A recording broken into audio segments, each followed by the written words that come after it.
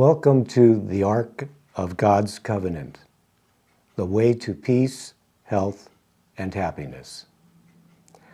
On this show today, we're going to have 4 segments. They're going to be about 15 minutes each. And generally, they'll be 1-hour shows. But for the next few shows, they may be in 15-minute segments for the YouTube. So today, picking up from the last show, the first show, which was about 1 hour and 50 minutes, it was basically an introduction of this book, The Higher Understanding. And it was a lengthy introduction because there's quite a lot of information in this book. The book is divided into 3 parts: religion, health, and government. And we also went over introductions on the specific parts. Well, I was thinking over this last week that I didn't really give a good or any introduction on the part in the book called government. Even though it's only like 20 pages long, the first part, religion or spiritual philosophy, is about 800 pages. The second part, health, natural remedies and treatments, is about 170 pages. So anyway, today, before we get into the book, which I'll be basically giving on these shows, so that you don't even have to buy the book or the Kindle or whatever. You can get it free on these shows. If you're willing to watch 1 show a week for the next 50 weeks or so, because that's about how long it'll take to get all the information out on the book. So today, to go over a little introduction on the government section in the book. The government section is basically my ideas of what an ideal government would be. We have in this world many governments, and some of them are good, like in America, like in Israel, Canada, and some of them are not so good.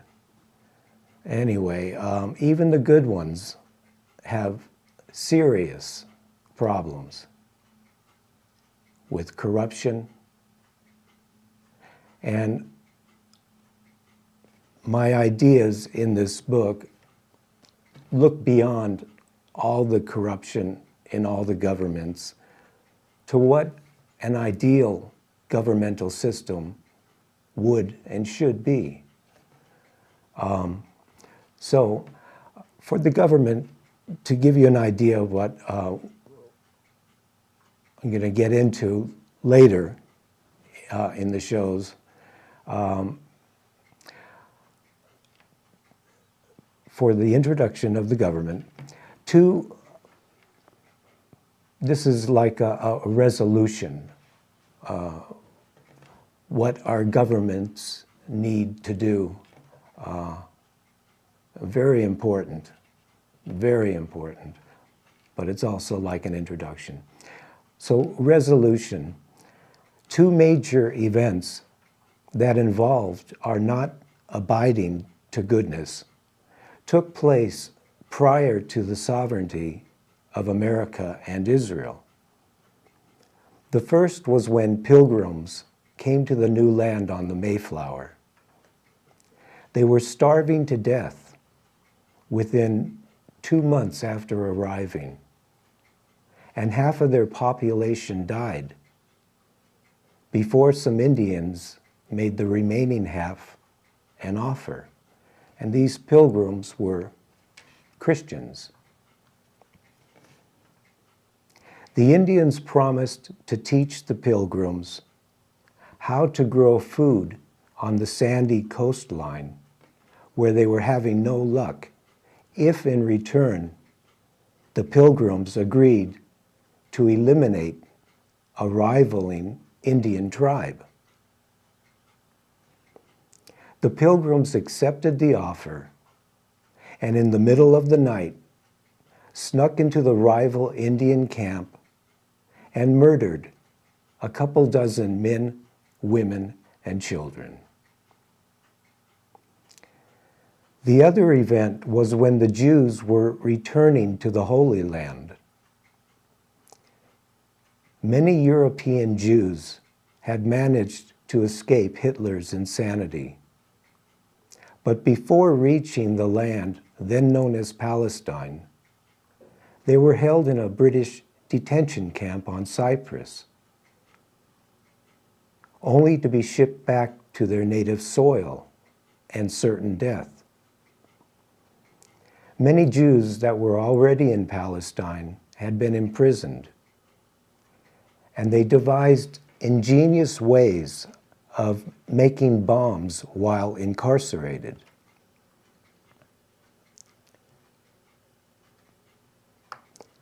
After blasting holes in the prison walls, they fought their way out, killing a number of British guards in the process. This incident, along with several others that targeted businesses, killed dozens of innocent men, women, and children. Now, both the Pilgrims and Jews weren't actually acting in self-defense when they killed their brethren. However, by the grace of God, America and Israel came into being. Although we may never know if the two nations would be in existence today if it weren't for those Pilgrims and Jews, we do know that their homicidal acts have preceded our economies, along with all of their corruption. And until this issue is firmly addressed and resolved, rather than ignored by politicians and journalists who blame the banking system for our current economical crisis, our malfeasance to God's goodness, and not any monetary woes or even global warming, will most surely be the cause for the destruction of the world as we know it.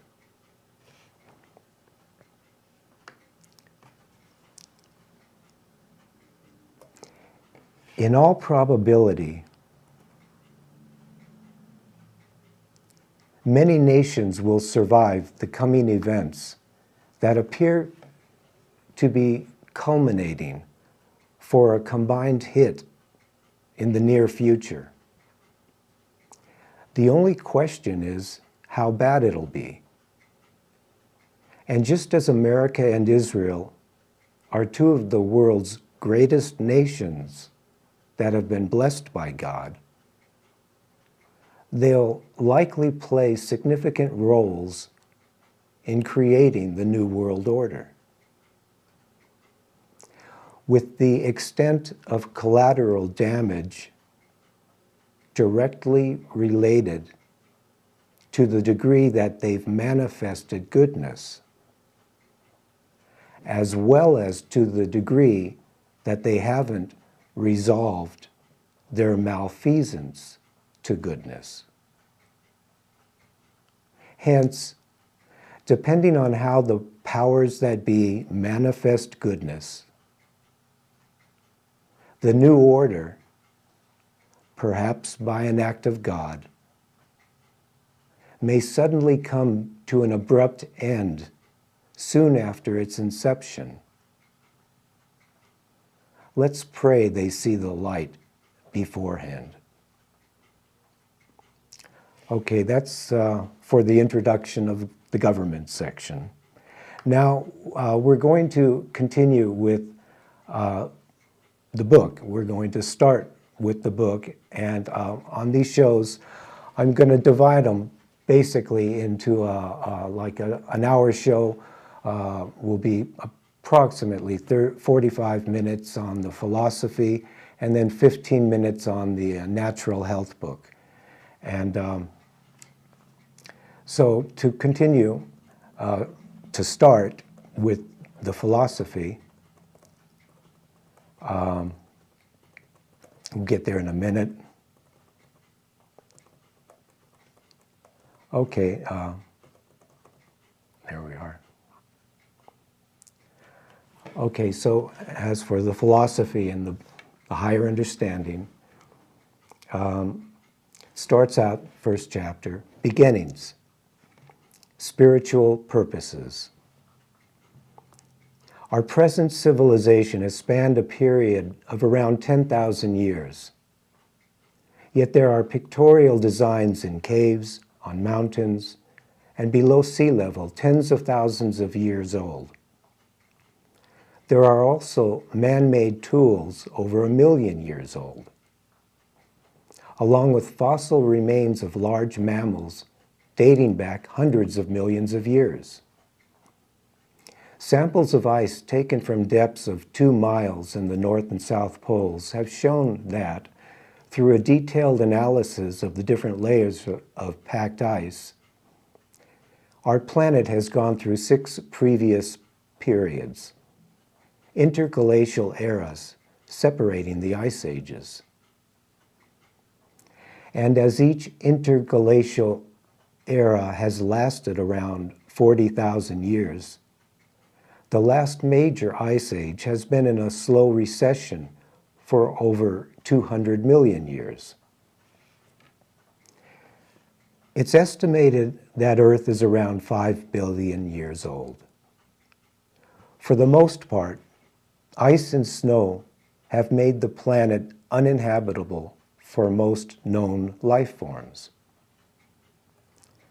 Currently in the 7th era, the ice and snow that covers the planet during a full-blown ice age has receded to the polar caps, allowing countless species to flourish.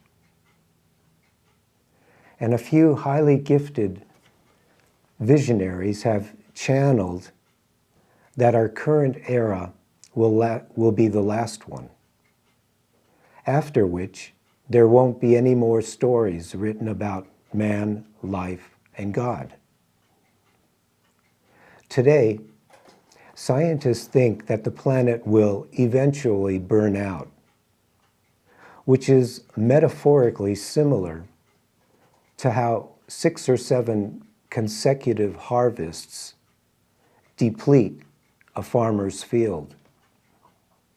So, considering that we may be nearing the end of our planet's current and relatively stable warm period, we're living in the most interesting of times.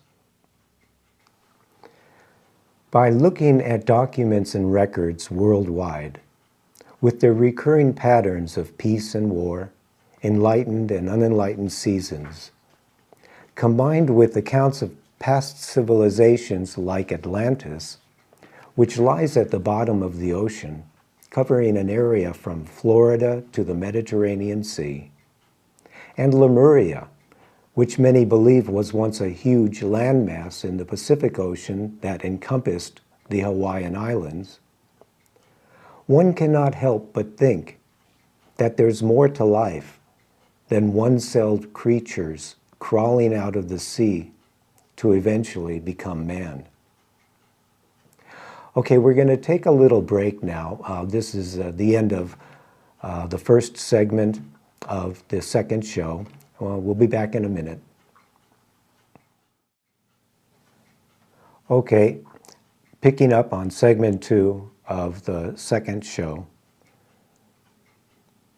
Given our repeated aggression and violence that has always been based on greed and corruption, combined with stories of long-lost civilizations doing the same thing, it's foolish not to accept the probability that, in addition to the scientific explanations for our existence, there are spiritual reasons as well.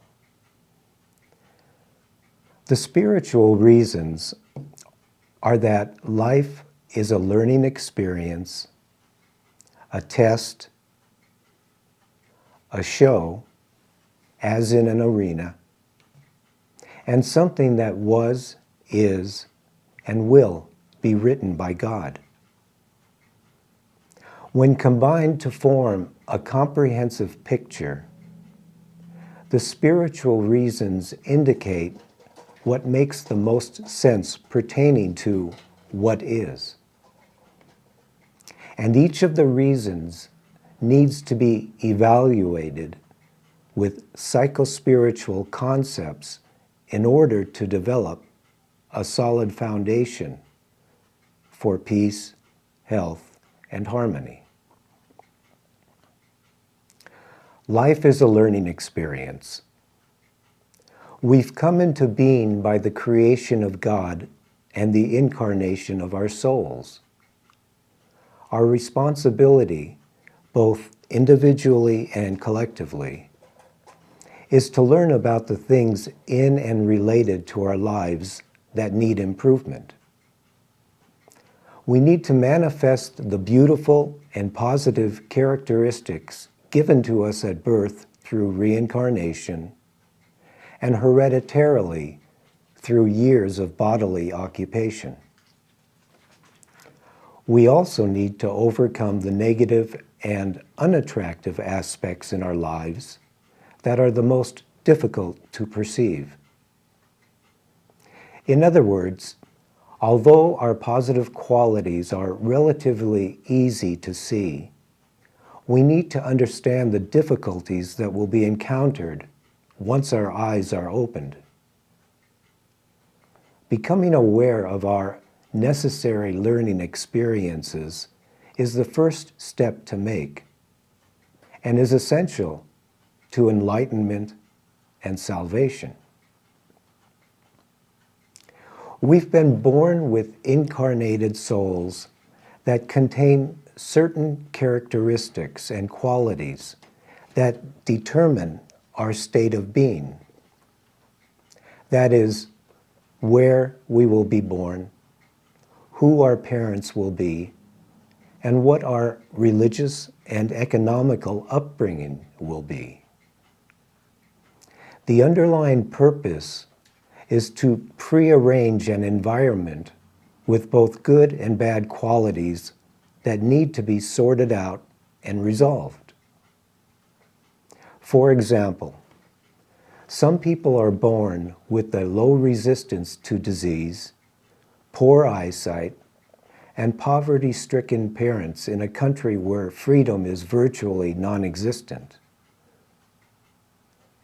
Others come into this world with a previously instilled disposition towards alcoholism, fear, which is often enhanced from being overly sheltered, and hatred, which festers from being conditioned with false beliefs and neurotic morals. And just as there are smart and stupid people, there are white spirits that are taller, older, and more intelligent of the heavenly flock, as well as shorter, younger, and less intelligent dark spirits. We have great difficulty being objective when learning about the negative aspects in our lives.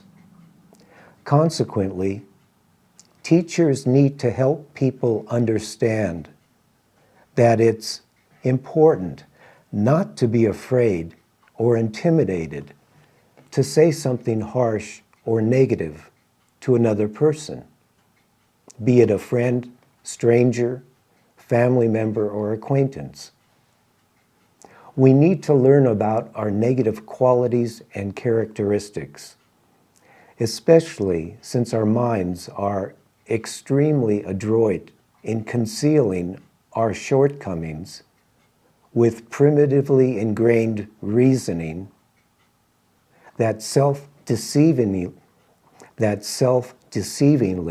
rationalizes and condones our mental and physical flaws. Some call it ego, some call it the devil, and some call it dark forces that hinder our ability to see. Still, when someone tells you about your negative characteristics, it's usually easier to accept any criticism when coming from a third, disinterested party, rather than through self-reflection and meditation. This is why it's more difficult to understand God's words when we're alone, even though God tells us the same things that others say. Thus, whatever mental and physical problems you have, whether they're due to personality disorders that include being obnoxious, jealous, and hateful, or health issues from minor colds to life-threatening diseases, your problems need to be thoroughly examined and understood.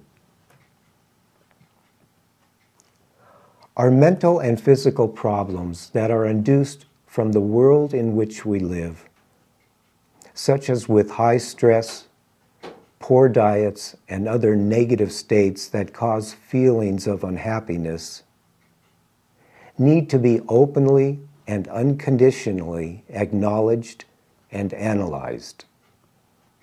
And we need to have faith and trust that God will give us the answers to our problems after we've spent a certain amount of time and effort trying to understand them.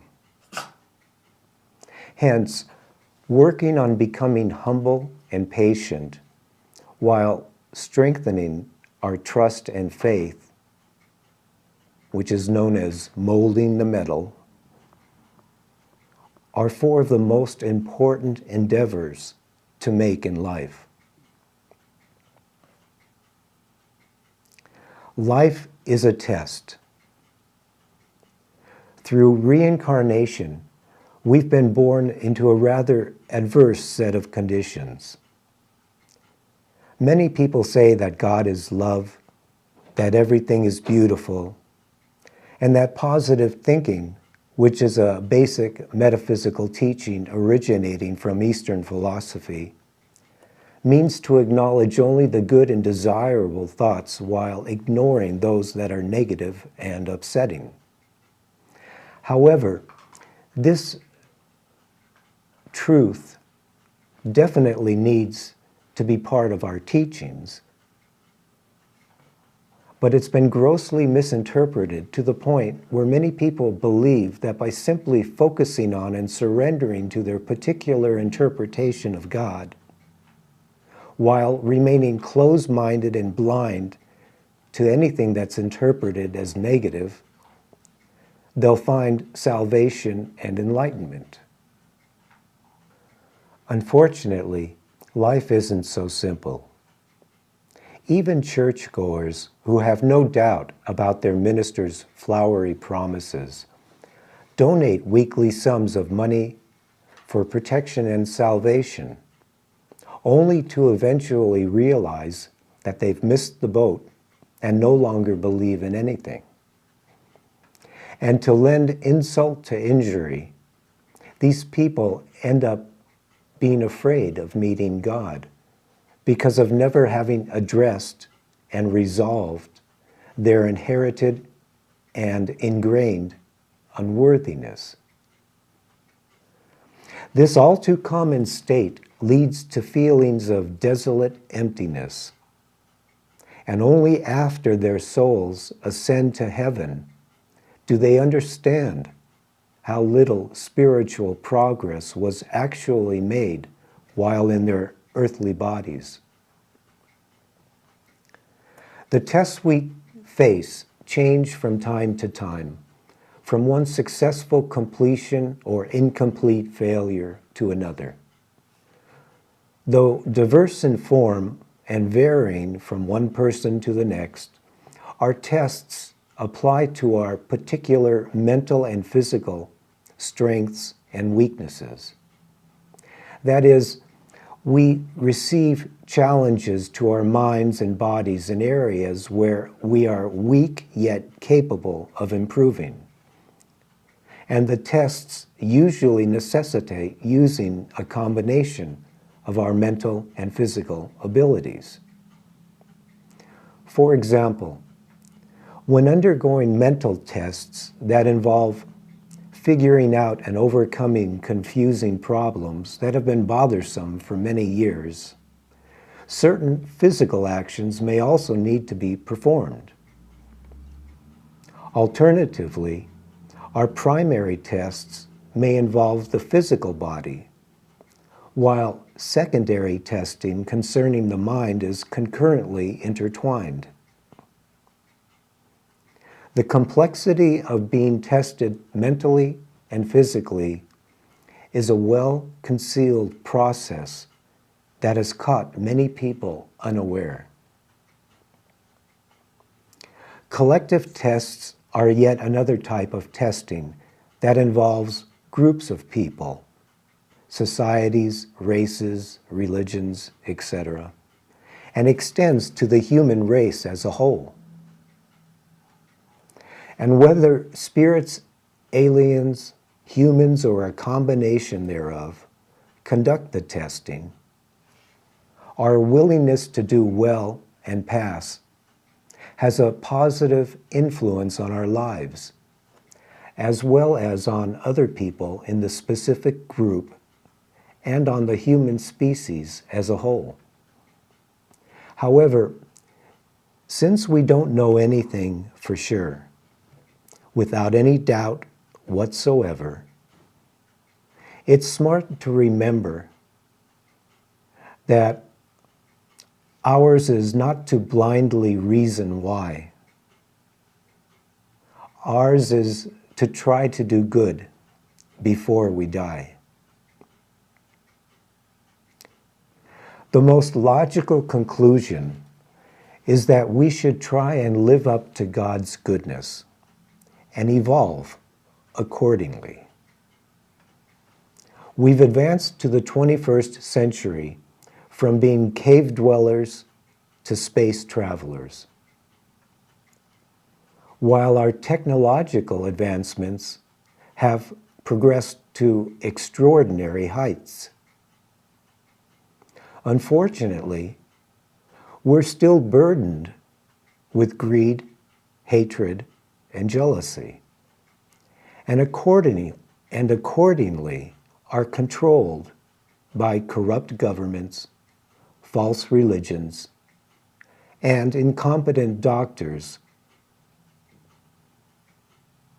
that we've been conditioned to think is a normal part of life. Not surprisingly,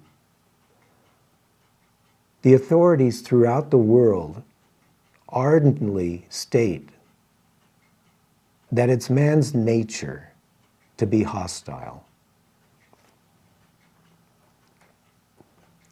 Although a few people in the governmental, religious, and health sectors have recently changed their tune, most officials continue to say that the nature of man, as with lower animals, is to kill and eat other animals. Consequently, there are few people who actually believe that we can live peacefully together when properly guided.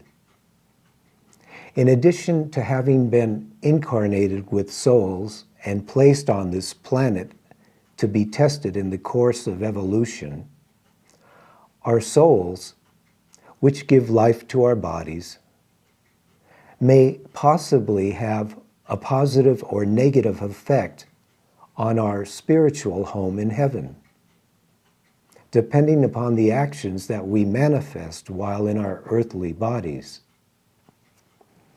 It's quite possible that there are problems in heaven, albeit far fewer than those on earth.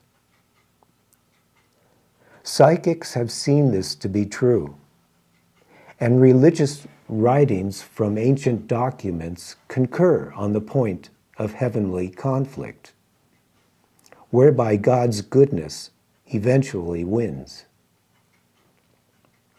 This means that our positive manifestations that are geared towards peace, health, and harmony are directly related to helping our eternal home in heaven. It also means that we may be helping God by mentally and physically improving while on earth. Okay, that's the end of the second segment. We'll be back in a minute. We're into segment 3 of the second show. Life is a show. The working class and unemployed, the rich and poor, healthy and sick, and saints and sinners. In addition to other animals like birds, reptiles, and fish, are like entertainers on a stage. Those who pass on from their earthly bodies become bystanders in the bleachers. They watch, we perform. God once said that life is a mark arena,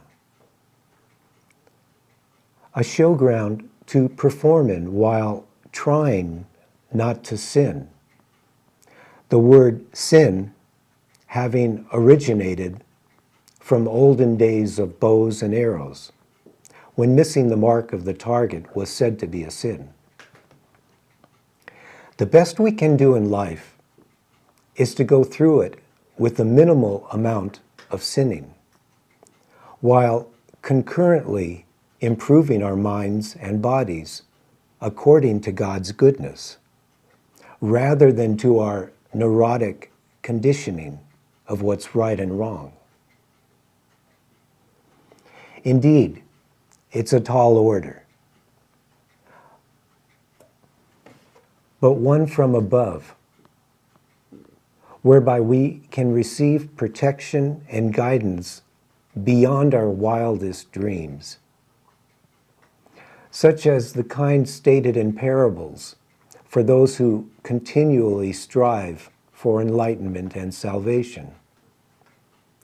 However, God can also inflict hardship and tragedy upon the disobedient to such a degree that only a fool would refuse to endeavor with good showmanship. Since we'll always make mistakes and sin to some degree, we need to understand what it means to sin. To sin, we only need to disrespect another person or animal. This is why even the mentally ill shouldn't be treated contemptuously. After thousands of years, with ministers and scholars misinterpreting the scriptures and ancient documents, claiming that they know exactly what God wants us to think, say, and do, we've been conditioned to believe that it's normal to use other people and animals as scapegoats, while hating, hurting, and killing them whenever convenient. And this is why we need to remember that we're all byproducts of generations upon generations of sinners. Many people try using illogical rationalizations to condone their negative, unconscious, and habitually harmful manifestations that are actually enhanced by using other people and animals as scapegoats. And using illogical rationalizations is not only spiritually incorrect and sinful, it's dead wrong. We're entering new times with new horizons, and we need to make a determined effort to rise above our rationalizations that have been used to try and alleviate our fears and unworthiness. And even though manifesting a false sense of self-righteousness is a relatively easy thing to do, it takes a great deal of courage and faith to stand up to God's goodness. The arena of life is preparing for a new act. The stage is set. The next show will begin shortly. As wars, epidemics, calamities, and cataclysms intensify, we draw ever closer to the final event of a technological era that's been cultivated over thousands of years and will in all probability be eradicated by God within a few years. It doesn't take a genius to see the unprecedented increase with storms, floods, earthquakes, volcanic eruptions, pestilence, famine, disease, and wars.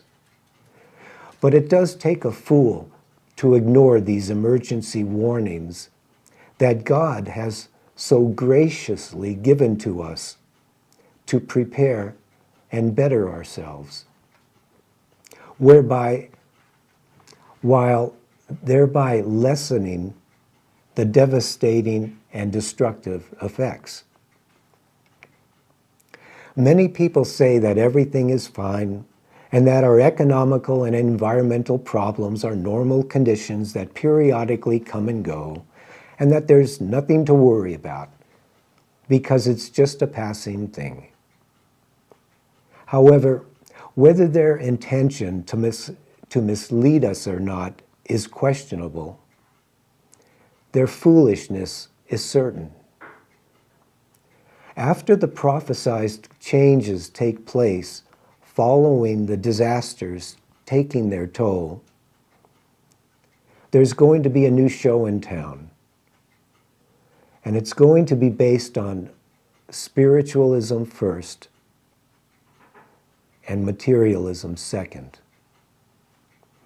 Consequently, you'd be more than wise to change and adapt to the new living standards as soon as possible, placing God's goodness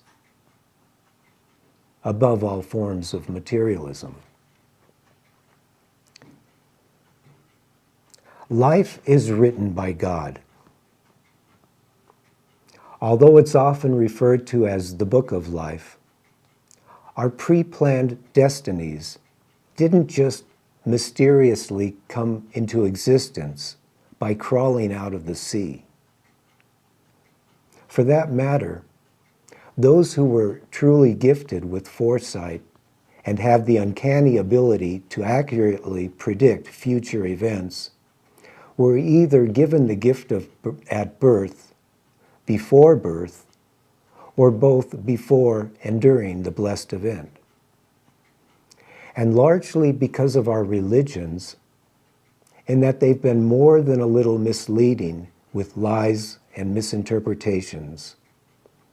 This has made it quite difficult for many people to believe in God's goodness.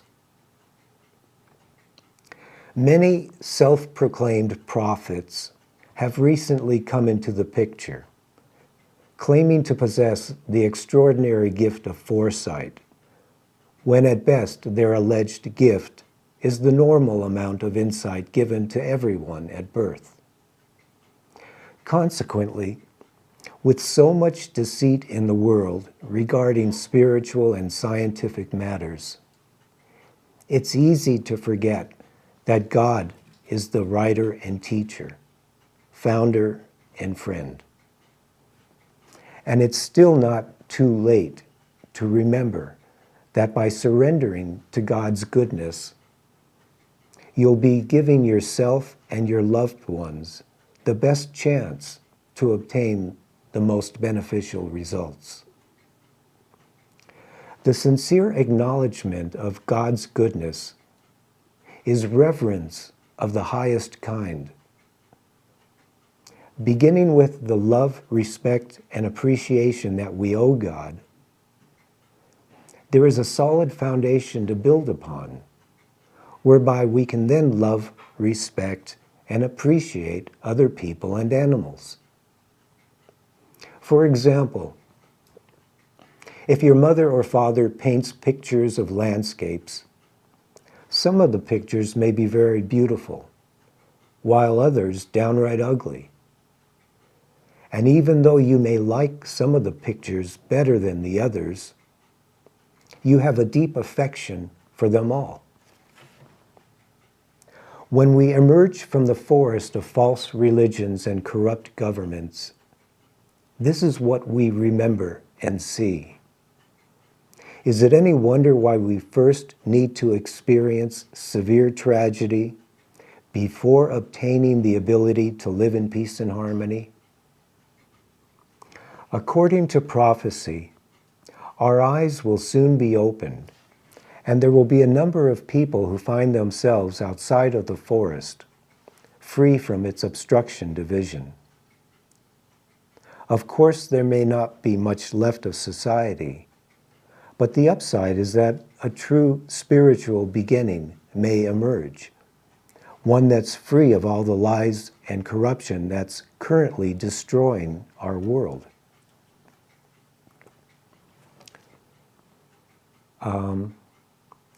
Okay, that's the first subchapter.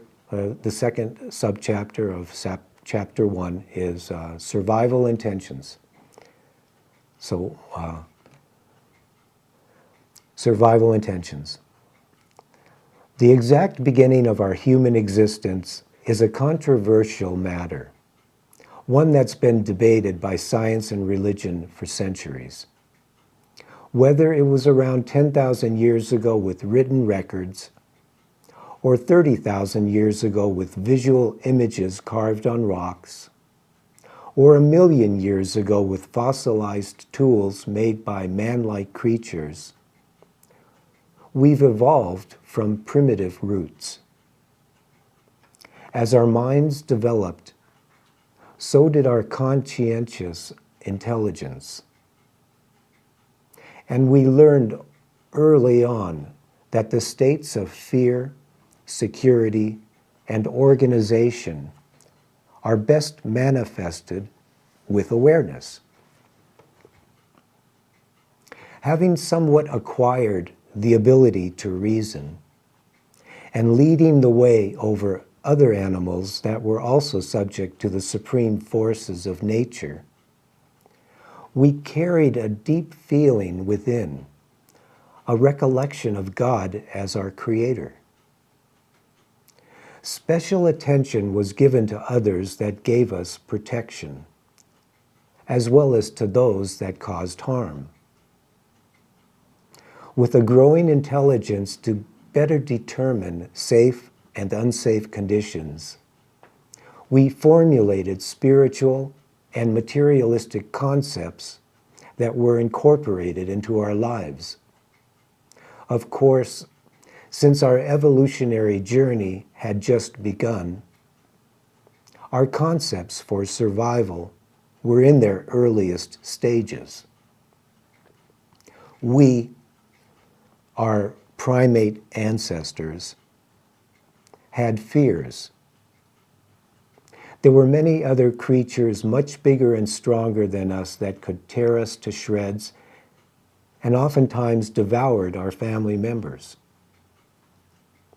There were also smaller creatures, some tinier than our thumbs, that could inflict a severe illness or agonizing death from their stings and bites.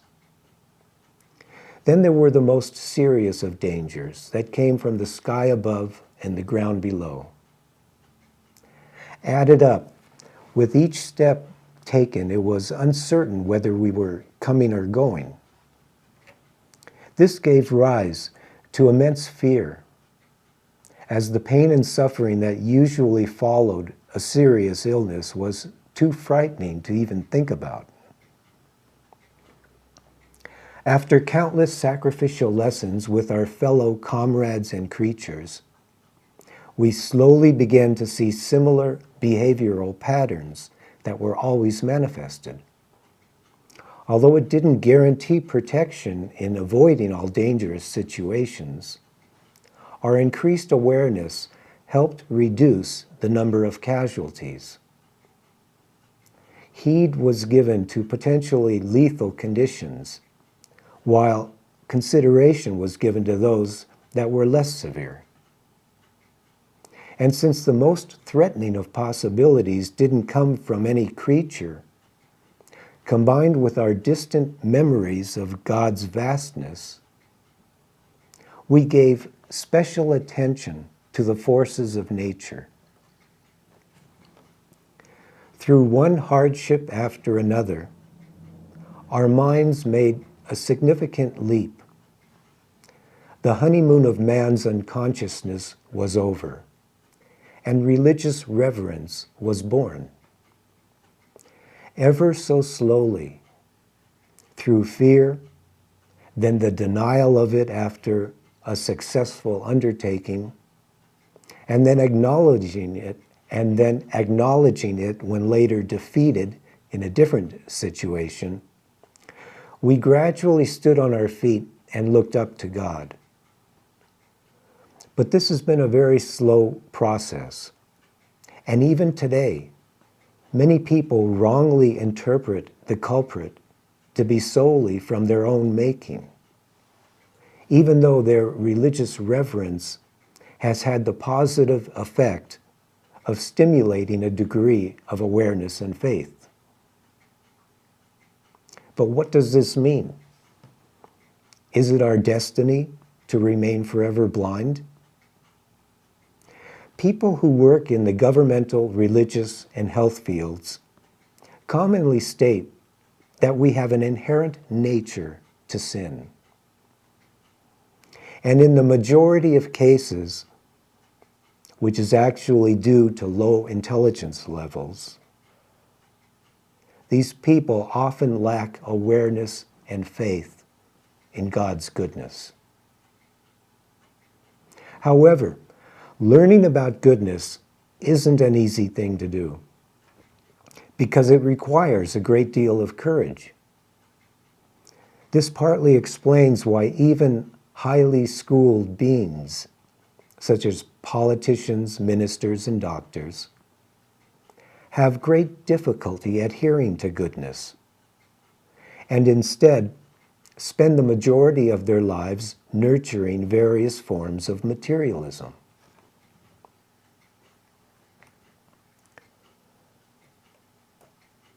On the other hand, enlightened beings understand the necessity of acquiescing to goodness, while concurrently working on resolving the universal problems that stem from not giving primary attention to matters of goodness, and secondarily to those of materialism.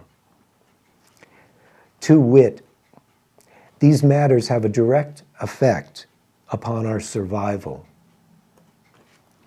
Similar to how religions point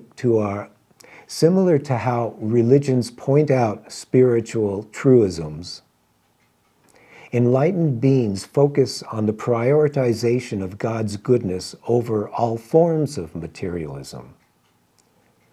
Consequently, and even though safe passage of life can't always be guaranteed, when proper religious respect is given to God and goodness, as well as to all people, animals, and the environment, Divine intervention almost always comes to the rescue to save us from what would otherwise be a hopeless situation.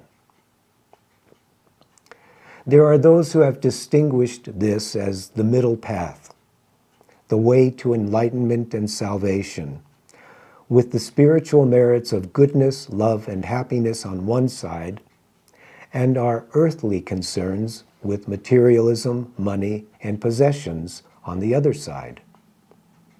Ironically, the truth is that it is and isn't the middle path, as no one can manifest a state of reverence 100% of the time.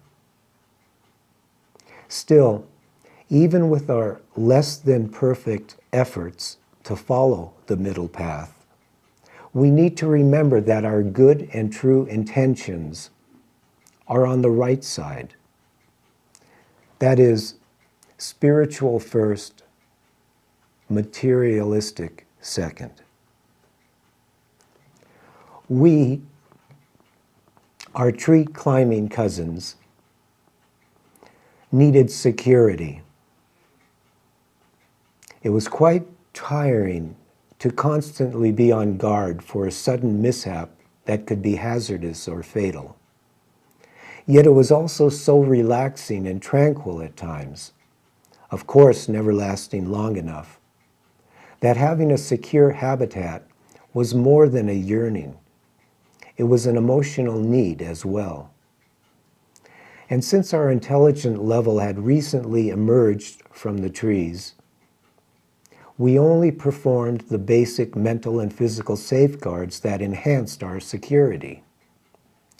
It was confusing, but seemed like the thing to do.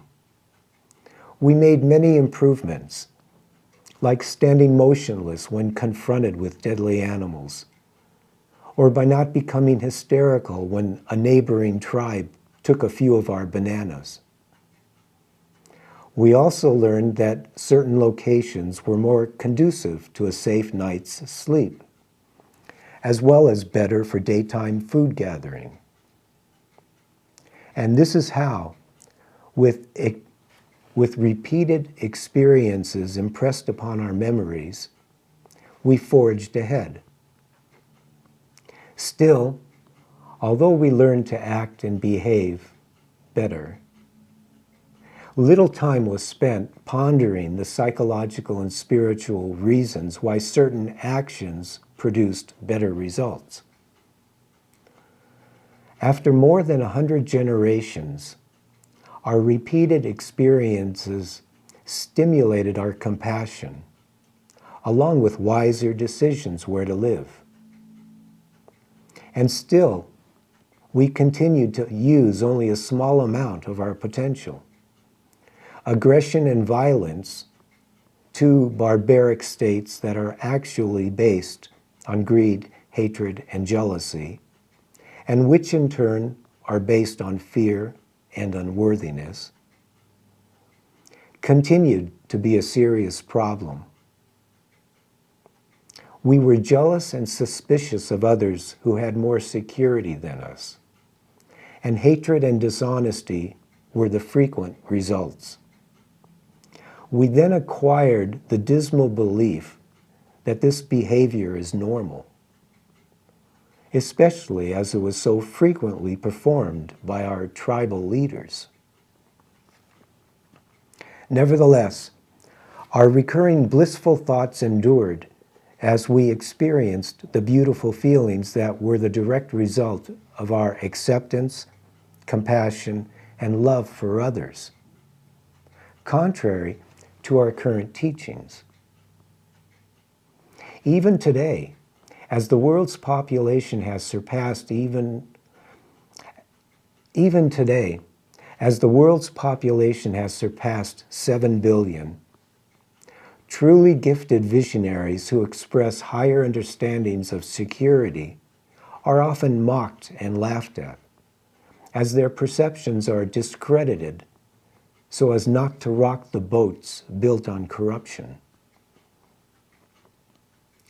Since the late 1900s, military officers have increasingly become aware that we're headed straight for disaster. Although it's become too difficult to alter our course, our political course, today changes take place from people who are inaccessible and live on in different countries, and even minor changes take forever to initiate. Today's military leaders are more compassionate with accepting new concepts and ideas from their subordinates. And those who express higher understandings for peace are no longer punished, but instead merely discouraged from talking to others and convinced to remain quiet. New understandings for better security spread like underground rivers that enhanced our peace and well-being, while our expanding thoughts became focused on the source of the bliss. New possibilities were contemplated, which is the normal process that often precedes evolutionary growth.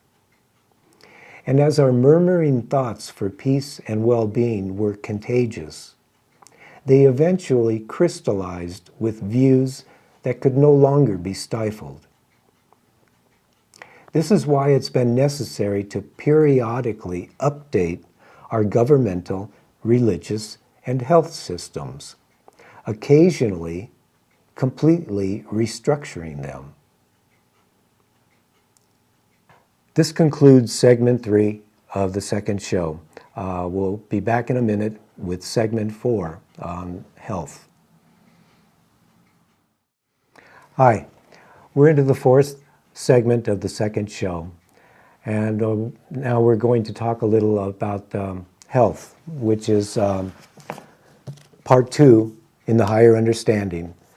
And it's basically a health book, a natural health book with treatments and remedies using only lemon juice. We spoke about this on the last show, on the first show. We're going to speak a little more to kind of refresh your memory and also to introduce this section. Just as all action comes from thought,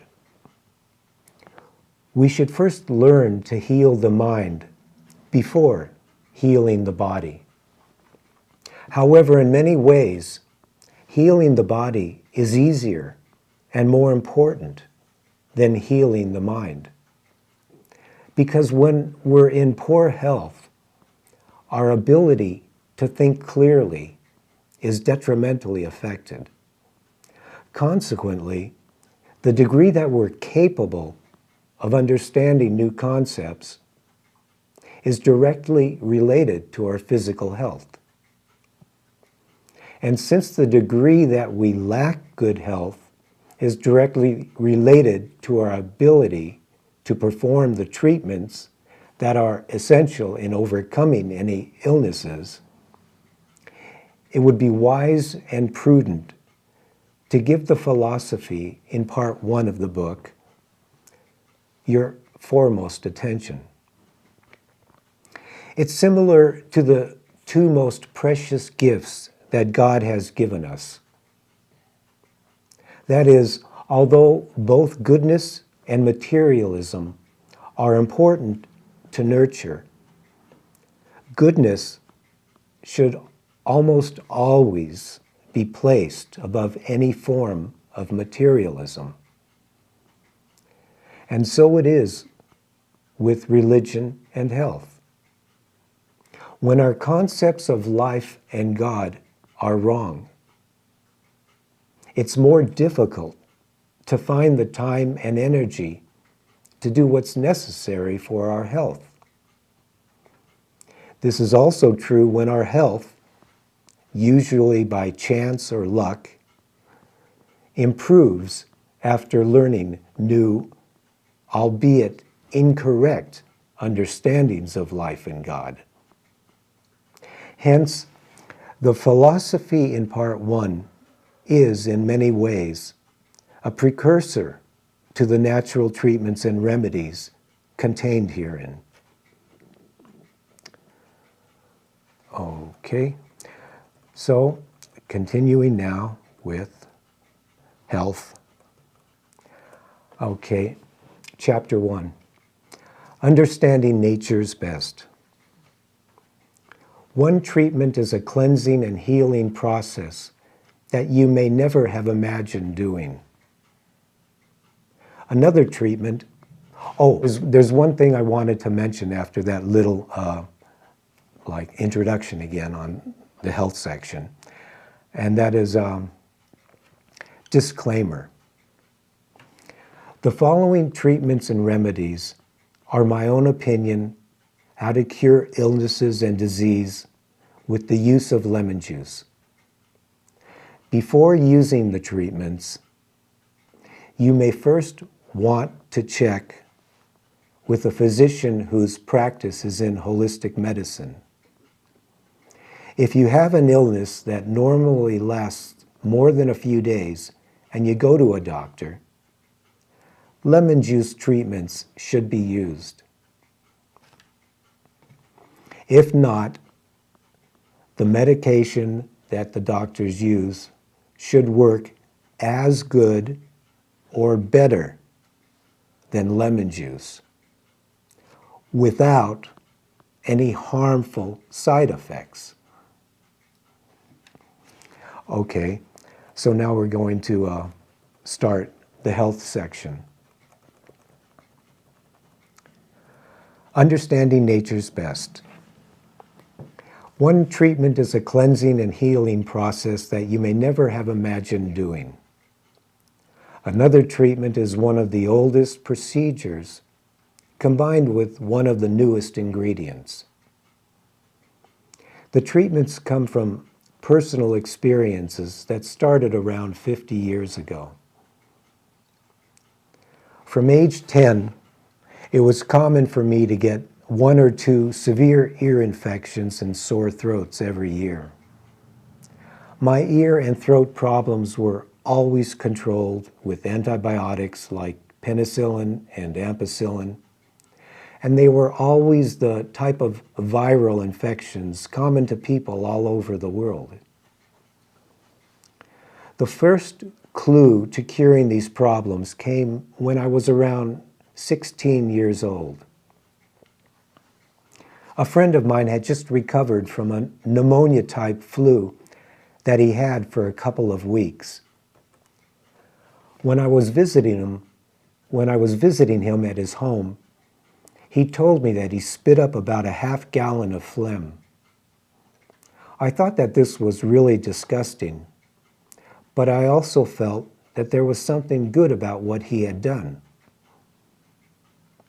The second clue that led to the first treatment was in 1980, when a girlfriend of mine, who was a nurse, told me that a friend of hers died because of taking too much penicillin over a period of 20 years. She said that it was the overusage of taking penicillin for many years that weakened her friend's immune system to the point where her friend died from an illness that's normally taken care of with penicillin.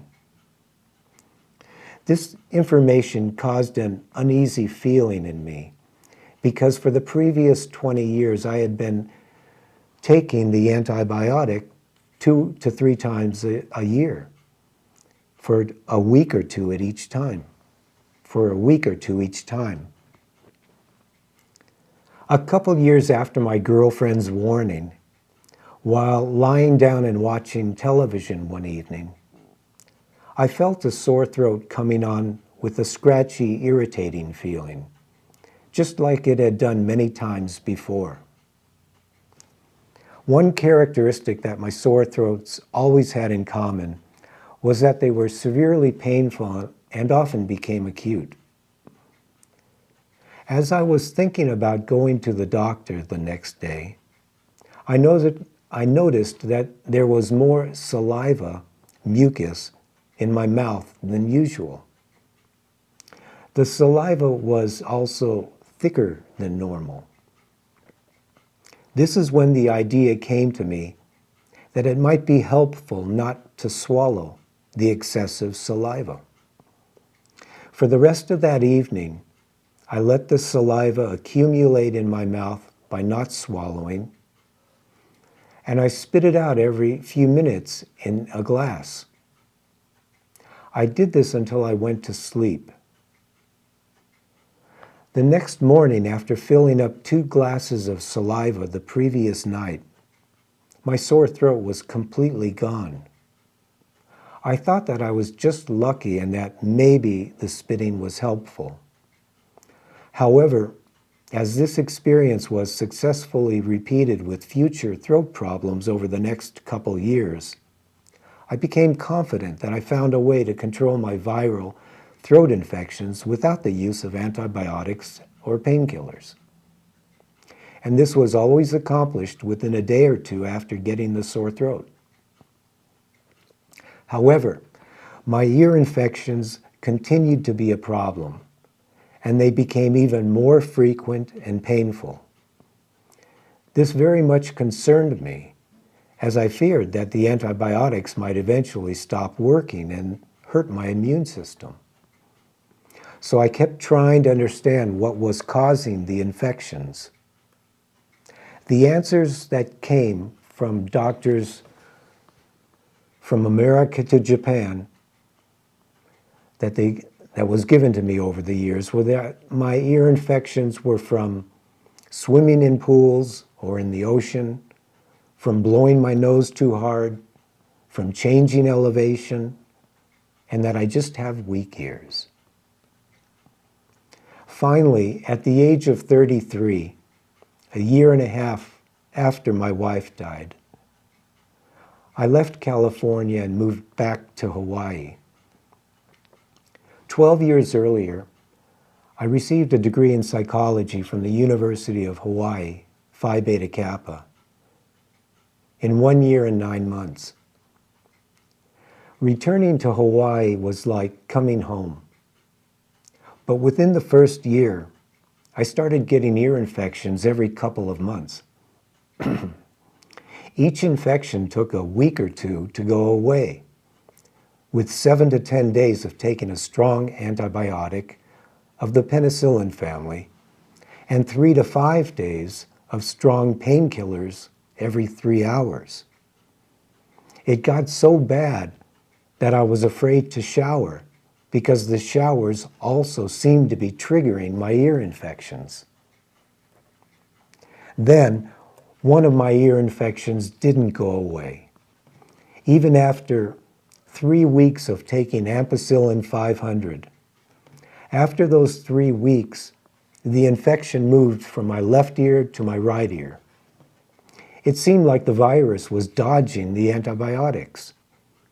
Doctors told me that it was a virus because if the infections were caused by a bacteria, they wouldn't move from one ear to the other so quickly.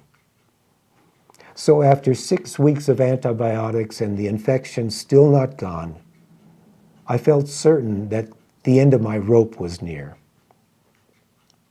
I knew that I wouldn't continue to live very long, taking 3 strong painkillers every 3 hours. As the pain and fear increased in severity, I remembered 2 things that I had learned years earlier. They were based on scientific and natural procedures. The scientific part came from an ear, nose, and throat doctor that I had gone to in Burbank, California.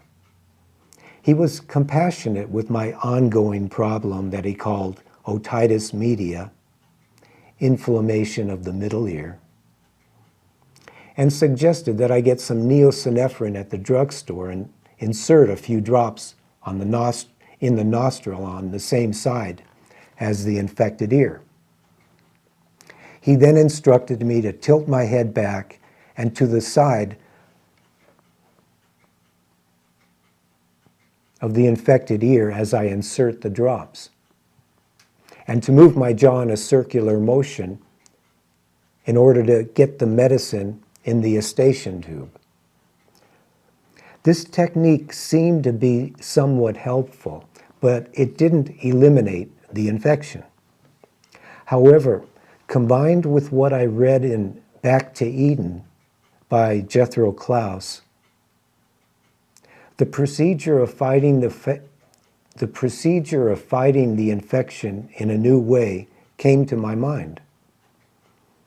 In his book, Jethro talks about lemon juice as being so strong that it will kill literally anything in the stomach that's harmful.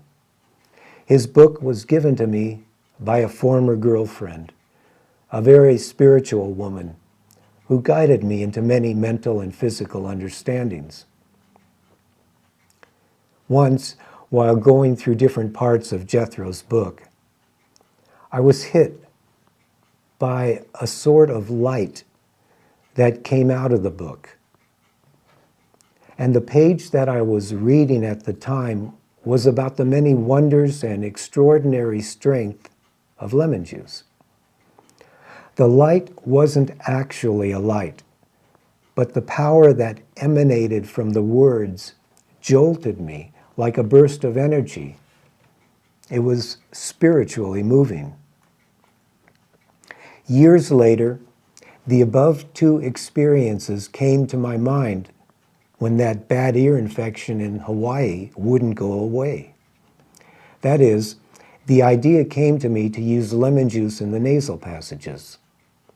And since the ampicillin hadn't worked for 6 weeks, I made a desperate but necessary experiment. The results were fantastic. I put a small amount, around 10 drops, of pure lemon juice in my nostril on the same side as the infected ear, and a lot of thick saliva quickly accumulated in my mouth. Having experienced not swallowing saliva to overcome my sore throats, I did the same thing with the increased saliva that the lemon juice was drawing out. A couple minutes after expelling the accumulated saliva, more saliva accumulated and was accordingly expelled. After expelling the drawn-out saliva about 10 times over the next 15 minutes, my salivation production returned to normal. I then repeated the procedure of inserting lemon juice, and again my salivation production dramatically increased for around 15 minutes. I continued spitting out the saliva every couple of minutes, and the whole 15-minute procedure was repeated about 7 times that evening. The next day, I had no pain in my ear and no infection. I felt, by the grace of God, that I'd been given a new lease on life. Now we're going to conclude at this point. I know it's right in the middle of this procedure, which is actually one of the most important, even though it's only for colds and flus, but one of the most important. But we're going to conclude for right now, the end of segment 4 for the second show, and we'll pick up on the third show.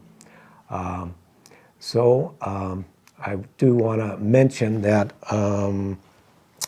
these shows are basically the book, The Higher Understanding, The Way to Peace, Health, and Happiness, and these shows are basically giving the information in this book. We'll see you next week. God bless and take care.